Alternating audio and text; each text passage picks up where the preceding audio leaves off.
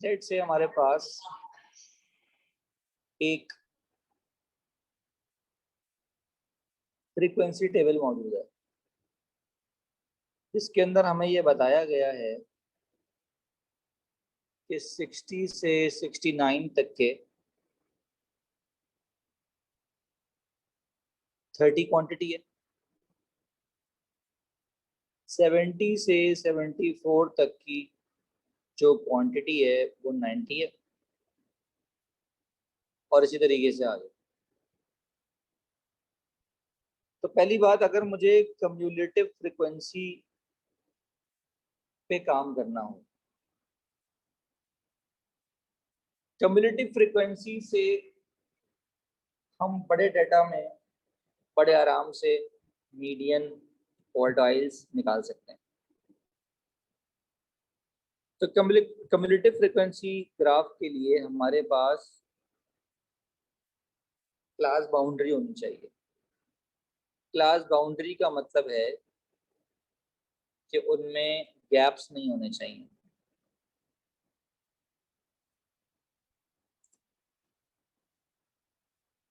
तो गैप्स खत्म करने के लिए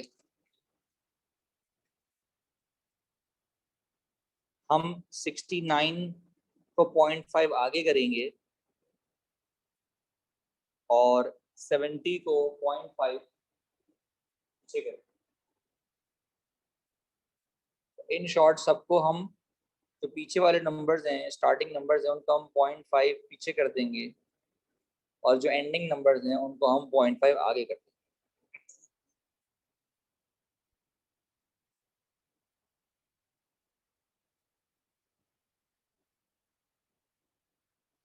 तो लेस देन 59.5 का मतलब है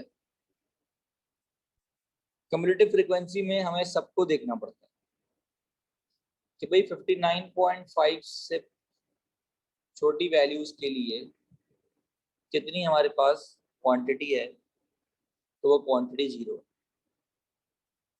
इसी तरीके से 69.5 से लेसर वैल्यूज के लिए हमारे पास जो क्वांटिटी है वो 30 है। 74.5 से लेसर के लिए मेरे पास जो क्वांटिटी है उन सब को मुझे फिर प्लस करना पड़ेगा।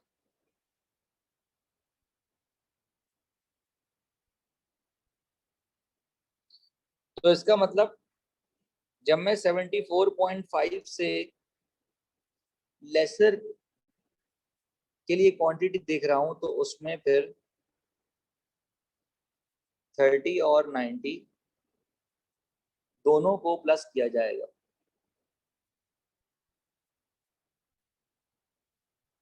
तो 120 हो जाएगा। तो इसका मतलब जब 79.5 से लेसर के लिए देखूंगा तो अगला पिछला सब प्लस करूंगा। तो 130 तो था अभी, पिछला सब प्लस कर लूंगा तो ये हो जाएगा 250।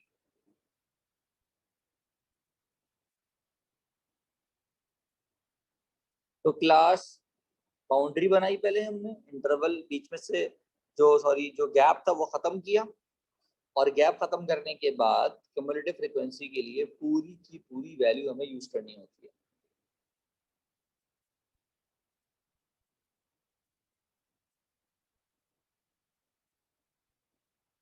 क्या ये बात समझ आ गई? जी सर।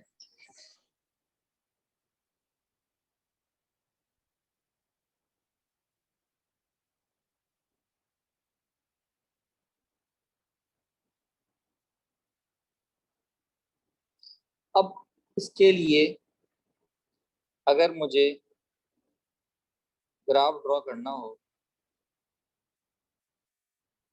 क्यूमुलेटिव, तो एक्स एक्सिस पे मैंने वैल्यूज ले ली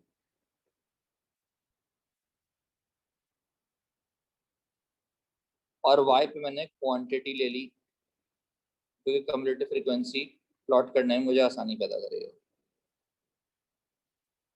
तो अब आप देखें कि 59.5 पे मेरे पास जो आंसर था वो 0 था, तो मैंने 59.5 पे 0 पे मार्क कर लिया।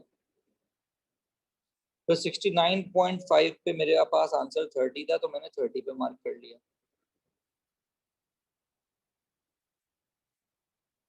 वन स्मॉल बॉक्स मैंने बता दिया कि भाई 20 के बराबर है। तो 74.5 पे फिर किसके बराबर था? 120 के बराबर। 79.5 पे बराबर था 250 के। 84.5 पे बराबर था 460 के। एंड देन हम 500 पे पहुंच गए थे। ये सारी प्लॉटिंग हमने कर ली। प्लॉटिंग करने के बाद हम स्मूथ कर्व बना देंगे। ये जो स्मूथ कर्व है ये कहलाएगा क्यूमुलेटिव फ्रीक्वेंसी का ग्राफ। कोई मसला है इसमें? नहीं सर। अब अगर मैं इसमें आपसे मीडियन मांगू तो 500 का हाफ करूंगा तो वो बनता है 250। तो 250 पे मुझे मिलेगी मीडियन वैल्यू।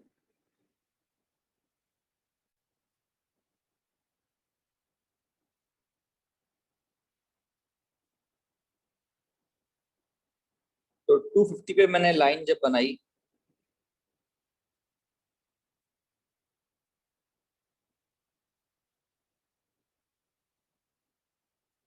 तो वो आ रहा है 79.5। क्वार्टाइल 1 होता है जनाब क्वार्टर वैल्यू। तो 500 को जब मैं डिवाइड करूंगा 4 से तो वो आएगा 125। तो अगर मैं 125th वैल्यू ढूंढ लूं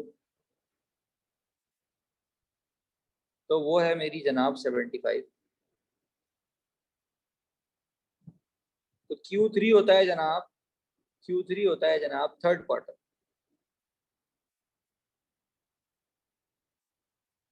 तो 3n/4 वन आएगा 375। n यहाँ पर 500 लेंगे हम। तो 375th वैल्यू के लिए मैंने एक लाइन ड्रॉ की एंड देन वो मैंने नीचे ड्रॉ कर दी। तो जनाब ये कहाँ पर आ रही है? ये आ रही है 85.5। अगर मैं इंटर क्वार्टाइल रेंज निकालने को बोलूं तो वो निकलती है Q3 माइनस Q1 से।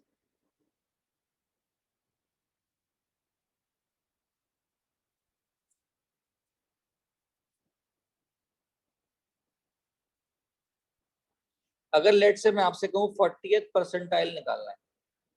परसेंटाइल का मतलब क्या होता है? 40% ऑफ द टोटल वैल्यू। तो 500 टोटल वैल्यूज है, उसमें 40% पे कौन है? 200 पोजीशन। तो 200 पोजीशन पर मैं जो भी वैल्यू निकालूंगा तो मेरा 40th परसेंटाइल कहलाएगा। क्या ये बात समझ आ गई है? जी सर। जरा जल्दी से इसको ग्राफ बुक में नोट कर लें। आपसे कहा भी था कि ग्राफ बुक आपके पास नेक्स्ट क्लास में होनी चाहिए।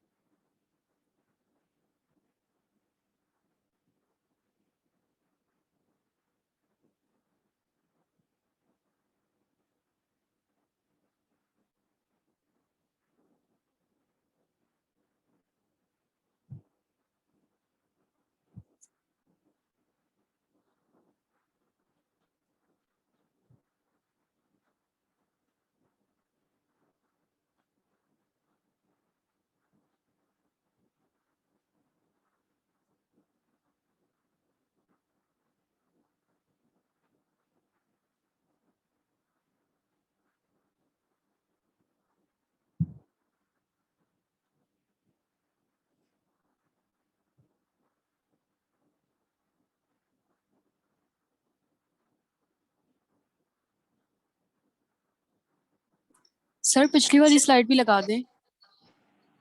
इसका आप स्क्रीनशॉट ले लो और फिर अगली वाली जो स्लाइड मैं शो करूंगा उससे फिर आप वो कर लो, ग्राफ ड्रॉ कर लो। ग्राफ ड्रॉ करके मुझे पिक्चर भी भेज देना ग्रुप पे उसकी, ताकि मैं चेक कर लूँ सही बनाया या गलत।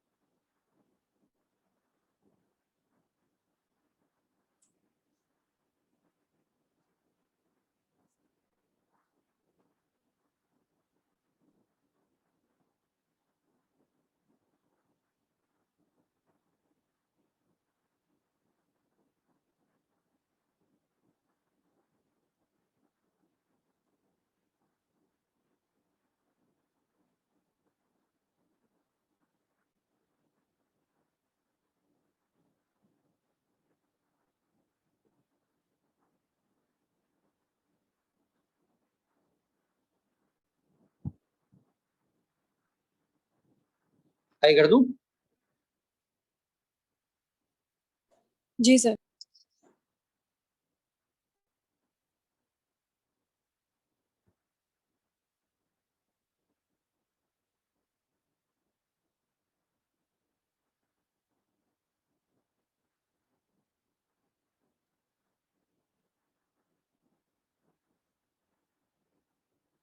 सर मैं अभी ग्रुप पे भेजूं पिक्चर? क्लास के बाद भेज देना, ओके। चेक कर लूंगा ना, तो गलती तो नहीं।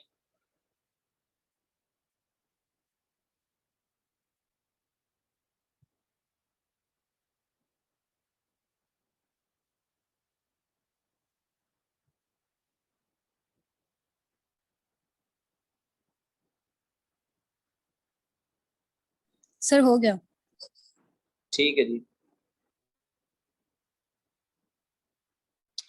कह रहे हैं Helen measures the lengths of 150 fish of a certain species in a large pond. These lengths correct to the nearest centimeter are summarized in the table following table. Draw a cumulative frequency graph to illustrate the data. पहले मुझे बताएं कि जो given data है इसमें हमें क्या क्या चेंजिंग करनी पड़ेगी। अपर क्लास और लोअर क्लास बाउंड्री निकालनी होगी। ठीक है, हो गया। तो क्या क्या करेंगे? -0.5 करेंगे और 9.5 करेंगे।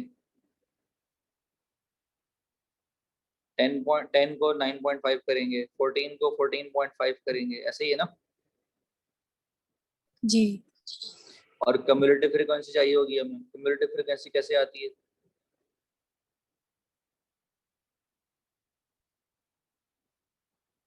बताएं।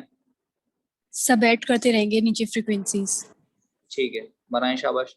पहले टेबल सही करें, उसके बाद ग्राफ बना के दिखाएं मुझे।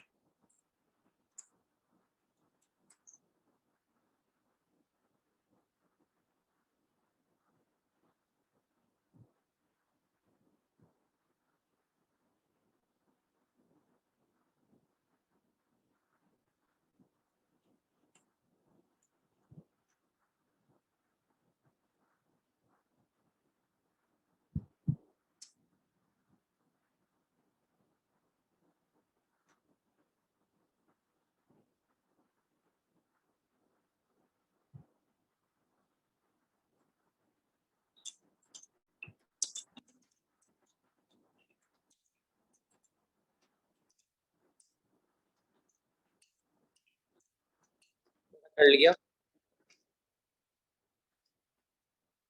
बस 1 सेकंड सर, होने वाला।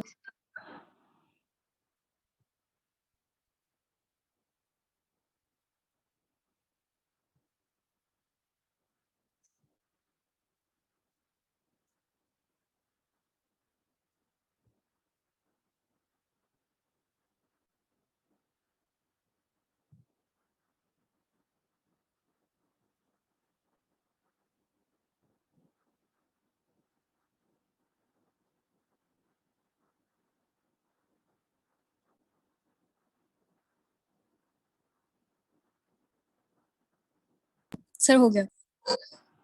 ओके, चेक कर लेते हैं। आप इनफैक्ट खुद चेक करें जिस तरीके से मैं यहाँ पर लिख रहा हूँ।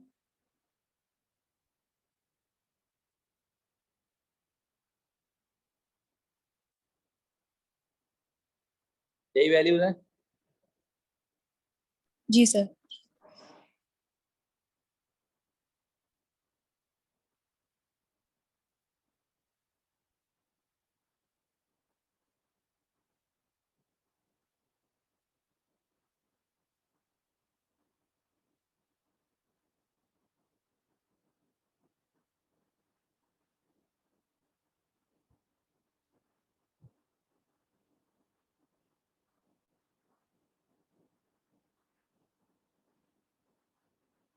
अच्छा जी, अब फिर सर ये आपने आखिर वाला 34.5 क्यों लिखा है? कहाँ पर? ग्राफ में। तो वो तो मैंने उसके आगे वाला लिखा है ना, कि उसके आगे कितना होगा। 29.5, 5 5 के डिफरेंस से बनाया ना मैंने।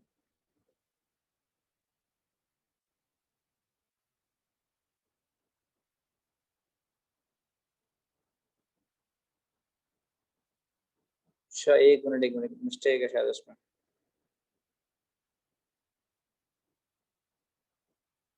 मिस्टेक है इसमें ग्राफ में। 20 पॉइंट नहीं, मिस्टेक नहीं, सही तो भी सही बनाया।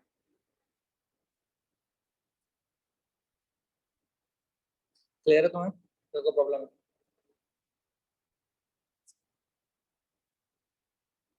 मनाल बेटा, सही है सर। समझ आ गया? जी। अच्छा, ये साइड पे मैंने एक्स स्क्वायर और एक्स स्क्वायर एफ पी निकाला है, मीन के लिए निकाला है। छोड़ दें उसको। ये सवाल पढ़ें, क्या कह रहे हैं। 40% of these fish have a length of d centimetre और मोर। तो हमारे पास जो टोटल फिश थी वो 150 थी। तो हमने कहा भाई 40% ऑफ 150 जो है, जो फिश हैं उनकी लेंथ डी है, बोला इन्होंने सवाल में। डी या डी से ज्यादा है, ठीक है। तो 60% फिश जो हमारे पास कंप्लीट हो रही है लेंथ, वो डी पे हो रही होंगी, क्योंकि 40% की जो लेंथ है वो डी या डी से ज्यादा है ना। तो 60% की डी पे आके मैक्सिमम होगी।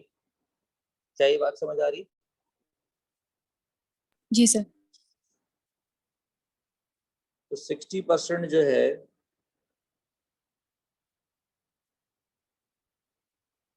ये देखो 40% ऊपर है, 60% नीचे है। तो 90 फिश हो जाएंगी। 90 फिश क्यों हो जाएंगी? क्योंकि जब मैंने 60% निकाला तो वो आ रहा है 90। जब मैं 150 का 60% निकालूंगा तो वो आएगा 90। तो मैंने अपने ग्राफ से 90 पे वैल्यू निकाली, और वो जो वैल्यू आ रही है वो आ रही है 16.5। क्या ये बात समझ आ रही है? जी सर। और क्वेश्चन में लिखा हुआ भी है कि यूज योर ग्राफ, तो फिर आपको ग्राफ ही यूज करना पड़ेगा। पार्ट सी में हमसे वेरिएंस मांगा था, तो वेरिएंस का मैंने फॉर्मूला यूज किया। उसके लिए मुझे वैल्यूज चाहिए थी, वो वैल्यूज मैंने पीछे यहाँ पर निकाली हैं। तो आप पहले यहाँ पर ये एक काम करें, वेरिएंस तो आपको आता ही है ना निकालना, तो ये नोट कर लें नीचे जो एक्स स्क्वायर और एक्स स्क्वायर एफ की वैल्यूज हैं। फिर नेक्स्ट पेज पे जो वेरिएंस मैंने कैलकुलेट किया वो कॉपी कर लें।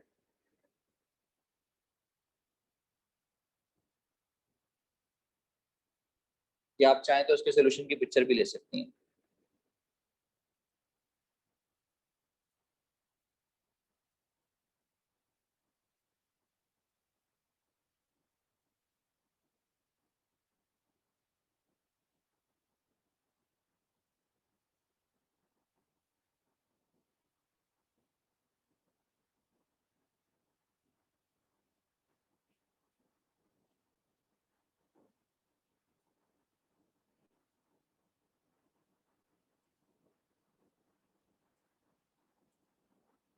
आगे बढ़ जाऊं? जी सर। उसका स्क्रीनशॉट ले लें।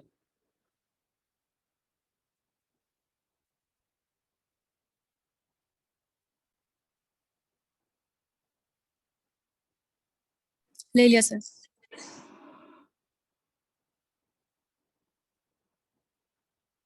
करें ये क्वेश्चन।